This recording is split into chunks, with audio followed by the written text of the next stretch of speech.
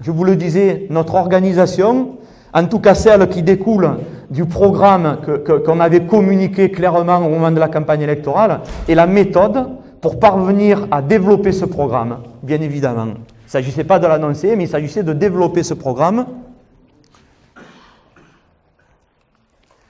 Donc ça, c'était une diapo, un slide qui était très important pour nous au moment de la campagne électorale. C'était typiquement exactement celui-là qui était apparu aussi sur nos écrans. Alors ça veut dire quoi le sentier Vivre Asséillon? On était convaincus, je ne peux pas le dire autrement, convaincus de cette espèce, pour être poli, pour le moins d'endormissement de la commune et d'une situation où on s'est installé, si j'ose dire, dans le dénuement le plus complet. Plus de projet, zéro projet, plus de vie. Initié par la municipalité, donc je ne pouvais que le déplorer. Et ça nous a mené à avoir beaucoup d'idées, à avoir beaucoup de projets, et le bémol, c'était que n'ayant pas encore la possibilité de capter les commandes de la commune pour y faire naître ces projets, eh bien j'annonçais que ce sentier de l'équipe Vivre Asséillon, qui était la définition d'un cap, d'une perspective, des projets qui allaient enfin déclencher ce futur Asséillon qui aujourd'hui améliore notre cadre de vie, ben ce sentier Vivre Asséillon, il était à l'intérieur de nous et pas ailleurs. Il n'existait pas de manière concrète. Nous avons créé une roue à aube, ou en tout cas la symbolique de la roue à aube. La roue à aube, elle est très intéressante pour nous, cette symbolique-là, parce qu'on capte l'énergie, la force de l'eau pour créer une énergie que l'on canalise et que l'on dirige.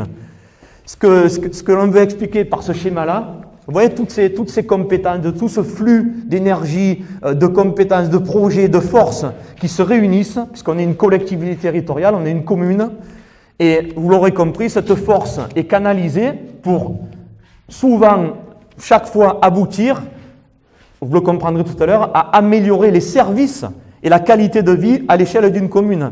C'est pas fait pour autre chose que ça. Cette roue, pardon, je vais un peu vite. Nous croyons donc, ça je l'avais annoncé aussi, c'est un rappel important, nous croyons dans nos forces naturelles. On l'a dit tout à l'heure, notre positionnement géographique qui est, j'allais dire, unique pratiquement. On est à 5 minutes de la sortie d'autoroute de Saint-Maximin, 5 minutes de la basilique, 5 minutes de toutes les commodités, puisque Saint-Maximin représente aujourd'hui toutes les commodités. Pour autant, nous sommes suffisamment décalés, ressourcés, tranquilles à la campagne, donc on a tout le bonus sans en avoir les désagréments. Et cette commune, de surcroît, en plus, est placée, lorsque vous sortez de l'autoroute, que simplement vous remontez de Saint-Maximin, c'est le premier village caractéristique, emblématique de cette Haute-Provence, placé sur l'itinéraire des gorges du Verdon. Donc ça fait partie de nos forces naturelles colossales. Nous croyons dans nos forces publiques. La volonté n'est pas simplement uniquement de vos élus, la volonté des élus, la volonté publique, de l'équipe étendue, des citoyens bénévoles, des associations. C'est ça, nos forces publiques. Et nous croyons dans nos forces privées. Le fait que ce catalyseur, cette envie, cette émulation qui est donnée par l'engagement de la municipalité, arrive à une situation, permet une situation où les porteurs de projets privés souhaitent investir et s'installer et développer le village avec nous. La forme moderne de cette roue à aube, c'est ce qu'on a appelé le cercle vertueux. On est au-delà d'être fiers, on est surtout content d'avoir pu symboliser quelque chose qui nous a permis de diagnostiquer l'état dans lequel se trouvait la commune et les axes du coup stratégiques où on devait intervenir pour débloquer la situation. La première brique de cette roue à aube, de ce cercle vertueux, c'est bien évidemment la brique gestion. Est-ce qu'on pouvait raisonnablement considérer qu'on peut laisser une commune endettée sans vouloir la désendetter?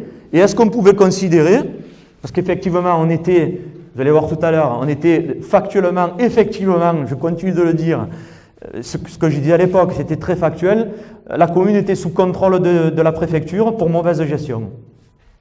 Est-ce qu'on pouvait aussi considérer qu'il était normal que le lundi, les employés de mairie ne sachent pas ce qu'ils allaient faire le mardi? Bien évidemment que non. La deuxième brique a été et est l'urbanisme pour notre roue à aube, pour notre cercle vertueux. Est-ce que l'urbanisme doit servir à nourrir un système spéculatif? Moi, je l'ai vécu. Vous rencontrez certains agents immobiliers ou constructeurs qui arrivent avec une enveloppe dans la poche pour le maire. Hein. Ça se passe dans un bureau parfois. Bien sûr qu'on ne peut pas tolérer ça non plus.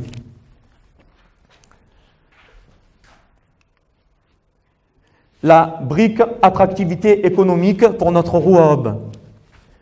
Est-ce que les élus, je pense quelque chose, ne seraient pas là pour créer un contexte économique, une attractivité, un rayonnement communal qui n'existait pas, qui donne enfin envie, notamment à l'investisseur, de développer une activité sur la commune. Si un porteur de projet concrétise son activité, ça se fait au bénéfice des services qui vous sont rendus. Donc nous, on a considéré que la création d'une dynamique économique sur le village relevait de notre responsabilité. On n'était pas spectateur du déclin de C1, on développait, y compris économiquement, le village. La médiatisation, c'est la quatrième brique de notre Roab, de notre cercle vertueux. Et la meilleure image qu'on avait et que je donnais à l'époque, même si vous êtes le meilleur des boulangers, mais que personne ne sait où vous créchez, où vous avez votre activité, ben ça ne peut pas marcher. C'est ça la brique médiatisation.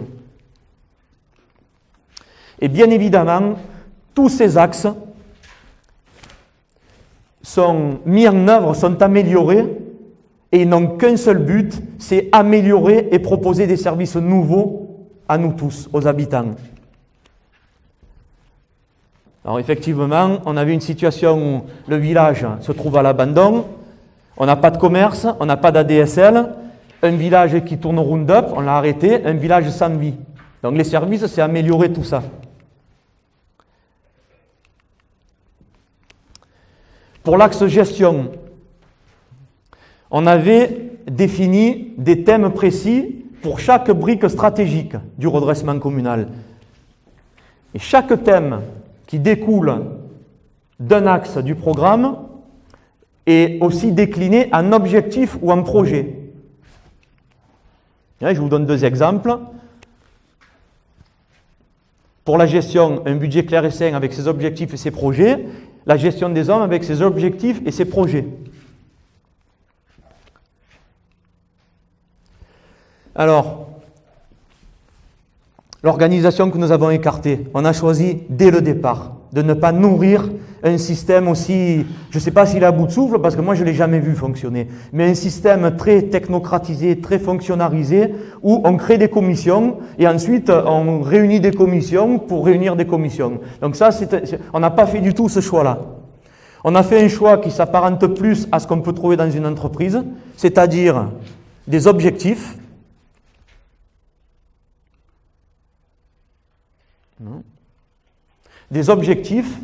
des projets et des responsables de projet dans votre équipe municipale. L'objectif étant de mener à bien le projet qui a été défini.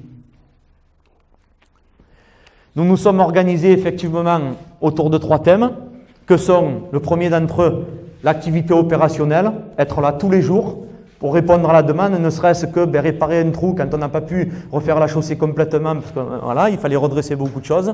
Donc ça, c'est le quotidien, c'est le présent. Les objectifs et les projets, c'est le futur qu'on commence à livrer et qu'en tout cas on s'est attelé à préparer dès notre arrivée au mandat.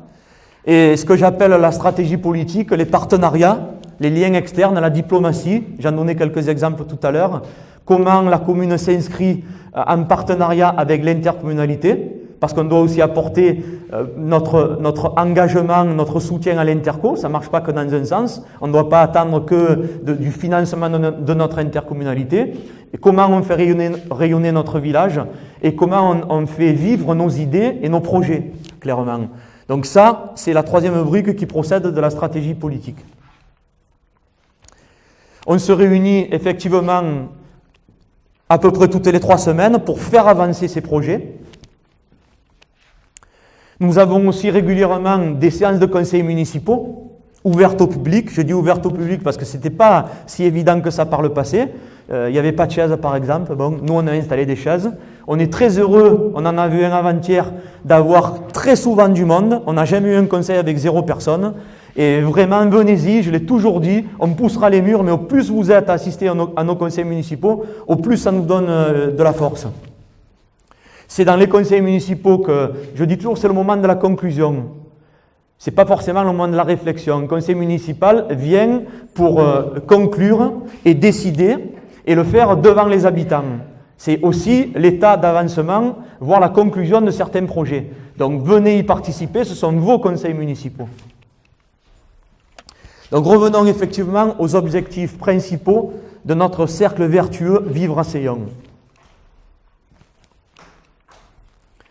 Donc pour la gestion, nous avions défini 4 thèmes principaux au moment de la campagne électorale. Un budget clair et sain, la gestion des hommes, la démocratie participative, et l'évaluation continue. Pour l'urbanisme, pour la brique urbanisme, nous avions défini 5 thèmes majeurs. Un village à taille humaine, autour de 2500 habitants, l'arrêt de la problématique liée à l'eau non potable, les phénomènes de turbidité qu'on connaissait à l'époque, pas de station d'épuration au Vallon des Abeilles, une urbanisation pour les projets et une urbanisation subventionnée. Pour l'attractivité économique, nous avions identifié 3 thèmes principaux. Le plan de développement économique de la commune, qui était à rédiger, la commission de développement économique et le chèque dynamisme entreprise. Pour la médiatisation, 5 thèmes principaux étaient identifiés. L'information en temps réel, les relations presse-média, les outils participatifs, l'entrée de Seillon et la signalétique touristique. Enfin, les services, l'objectif, le seul, est l'amélioration des services, des projets pour nous les Seillonnais, et vous verrez que la liste, je ne sais pas si elle est trop longue, mais en tout cas, elle est très longue.